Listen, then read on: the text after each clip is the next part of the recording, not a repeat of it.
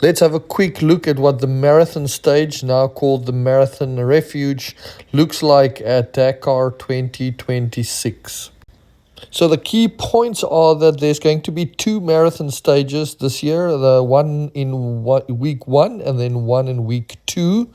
At these kind of end of these stages, there will be no formal bivouac, there will be no infrastructure.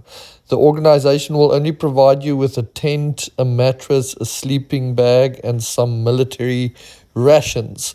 As with normal marathon stage rules, there will also be no external support, so you can only get support from teams and crew members that are with you in the overnight bivouac.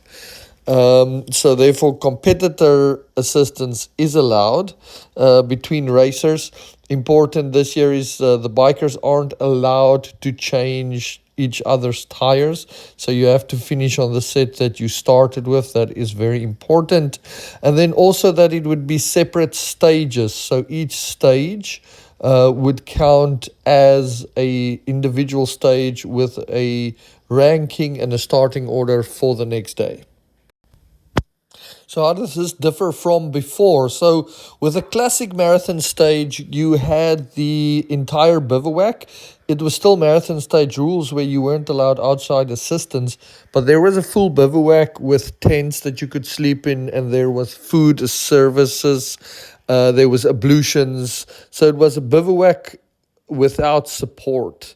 Then we also had the 48-hour chrono in 24 and 25, which was a single time stage over 2 days, which really kind of played havoc with the results. You had to stop at 4 p.m. At a break zone that you would have encountered, and you could restart at 7 the next day. But the bikes and cars were in a park fermé, so you had limited time, 30 minutes to work on your bike, and also you had no external support.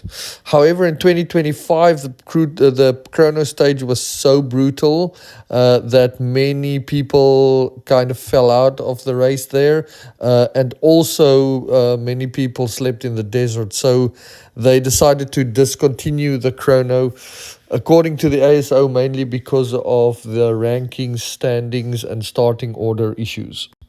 So what's new then this year? The Bivouac Refuge really combines the difficulty of the Chrono Stage with the structure of a classic marathon stage. So you'll have marathon stage rules apply, but there will be basically no bivouac. It will just be a spot out in the desert where everybody's sleeping. There will be one for cars and one for bikes, and each stage will count as a separate stage. There is an exception that the T5 2 trucks will be able to allow to bring some parts, so racing trucks would be able to bring some parts to the cars as long as they added and fitted to the cars by the crews themselves. So very, very interesting times at the Dakar Rally with the new Marathon Refuge. We'll see if it sticks to previous or to future years. And please, if you guys like this, if you like this type of information, or if you need help along your rally journey, remember to subscribe to my channel and like this post.